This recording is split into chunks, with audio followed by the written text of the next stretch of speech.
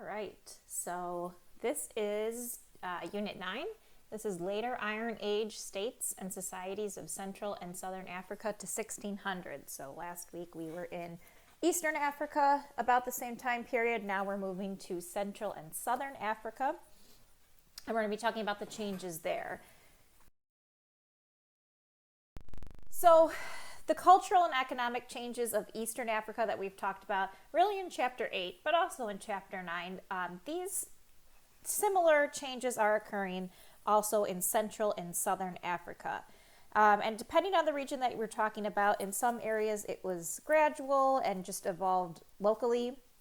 Because remember, sometimes when there's some sort of development, such as ironworking or agriculture, these things can happen in different areas independently of one another. But in some areas, it's pretty swift. And so this suggests the arrival of some sort of ideas, or maybe a small number of influential outside people coming to this region and bringing in new ideas and new developments. And that, again, resulting in a very quick shift. The time period we're talking about for these important shifts are about the 9th to the 14th centuries. And the evidence that we have for this mainly comes from pottery and from other types of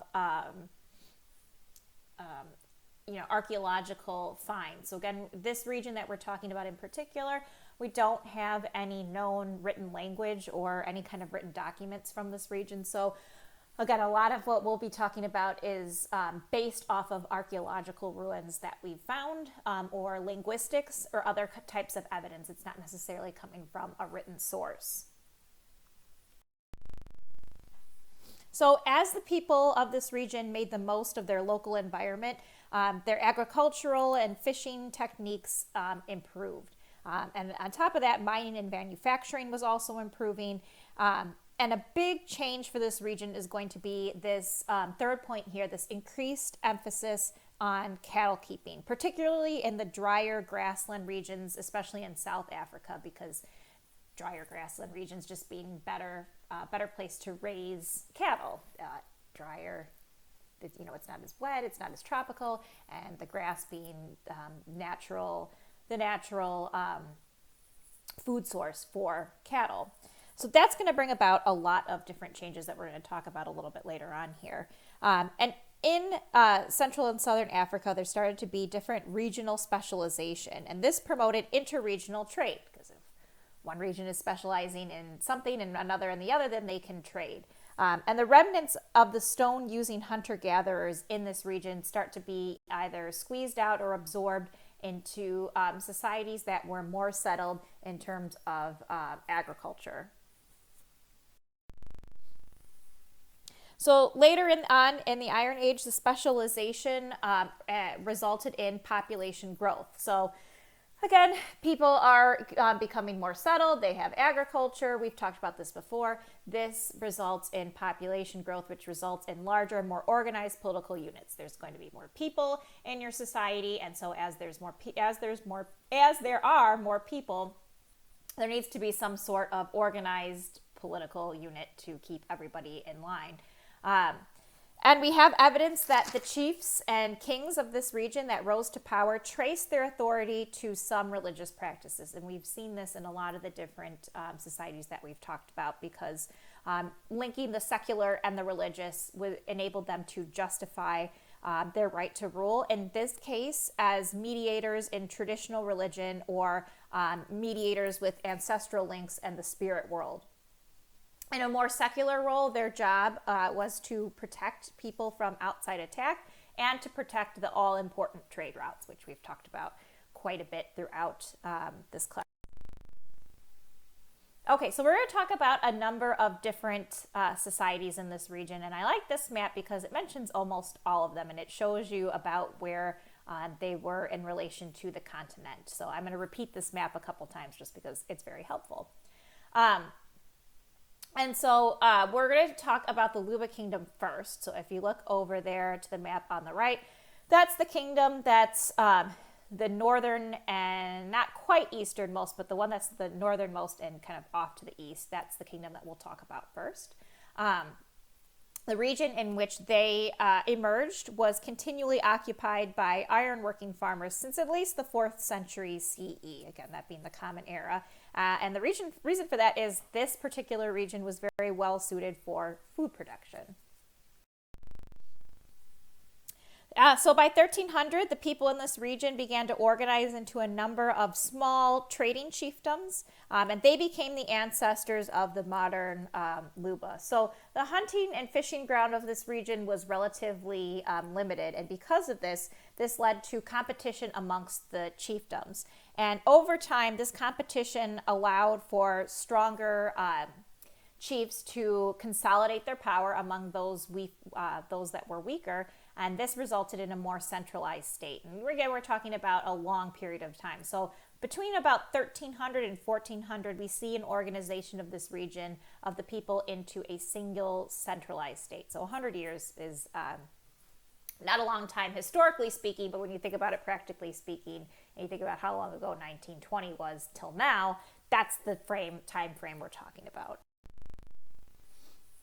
So the Luba kings had a great family rivalry for power. And in the 1450s, some disappointed rivals founded their own kingdom among the Lunda to the west. So again, I repeated this map. We're talking about the region that is to the south and the west of Luba there. So they find their own kingdom, and they justified their position by marrying into the family of a senior chief there. And their main goal of this, their main growth period of this empire was between the 14th and 18th centuries. But their foundation was laid by the 1600s. So the next one that we're going to talk about is the ancient kingdom of the Congo, not to be confused with the modern kingdom here. This is going to be one of the most important kingdom in the west central part of Africa. And its origins were small, prosperous farming villages on the lower Congo River. And the map over there that we have on the bottom part of your screen, the circled part, is the region that we're talking about. This map also mentions the other kingdoms that we talked about. You can see the Lunda and the Luba off to the right, and then the Kingdom of Greater Zimbabwe to the south, which we're going to talk about in a second. This is a region that had a lot of abundant natural resources. That's pretty much a must for any kind of important civilization to emerge. And again, very importantly, it is at the crossroads of trade. But if you also notice something about the Kingdom of Congo here, you'll see that it's on the coastline. And so the indigenous development of the Congo Kingdom is going to be disrupted by the Portuguese, who are going to arrive in the 1480s. We talked a little bit about the Portuguese sailing around the coast of Africa and the changes that they start bringing, and that's only going to increase as we go throughout time. So when the Portuguese arrive, there's going to be an increasing demand for a trade in slaves, in which this kingdom is going to participate in as well. So moving to the east here, talking about the Iron Age peoples of the modern day countries, the eastern regions at least of the modern day countries of Zambia and Malawi. Much of this region was dominated by a single later Iron Age culture. And again, where do we get the evidence for this? From the pottery of the region. We can see that the pottery of these regions is very similar. So that suggests that it's one people, one cultural group that's existing here. We know that this cultural group spread relatively quickly between 1000 and 1200 CE. We know that they used iron, that they had extensive cattle herding, and that they participated in the ivory trade, similar to the regions of Eastern Africa that we talked about in the last lecture. So the development of later Iron Age communities south of Zambezi River, which I had put a map here over to the right. You can see it's a very long river, so we're talking about the region to the south of this river.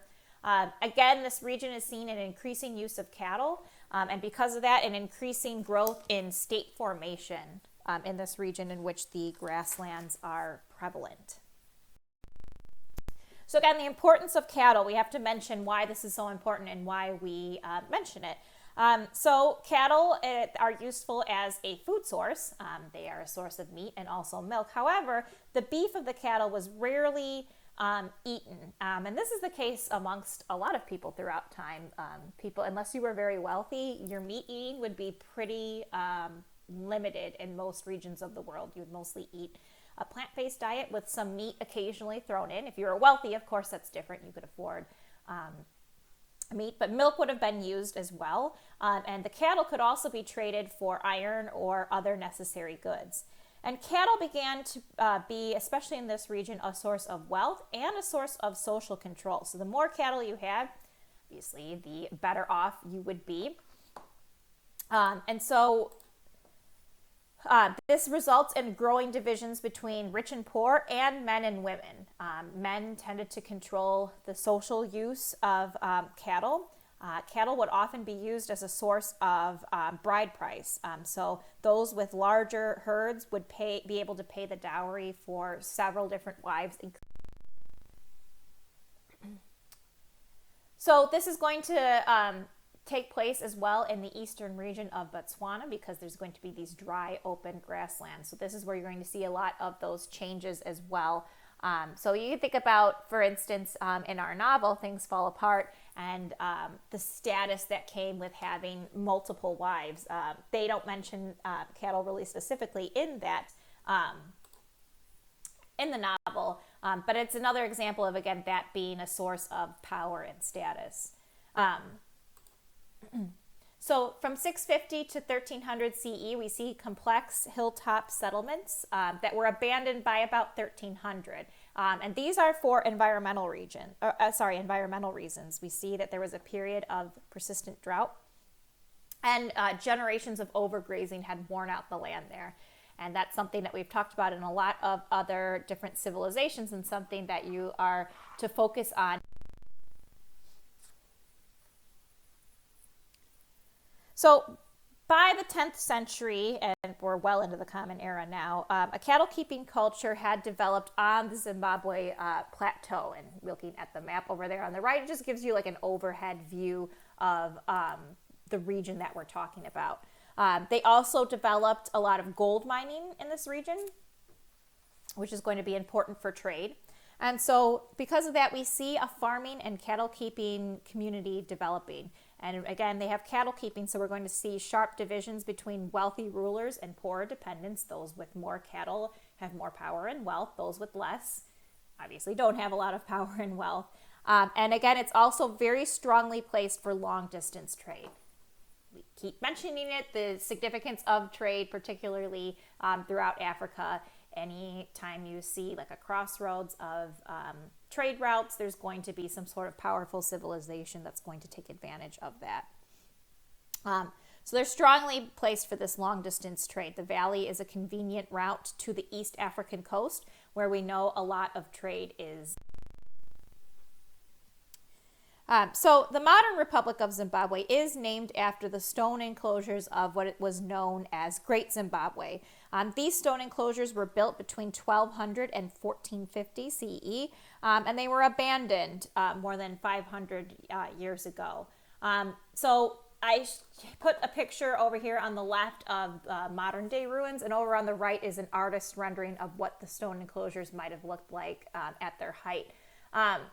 So they may have been intended for defense or to impress potential enemies. There's no easy access to the top to actually like repel attacks. So the idea of it being used for defense is not as strong as the idea that it was probably used to enhance the power, the mystery, and the prestige of the king. Because again, they don't seem to be very well placed for any kind of defense. So they were there mainly as a showpiece. You know, look at what I've built and look.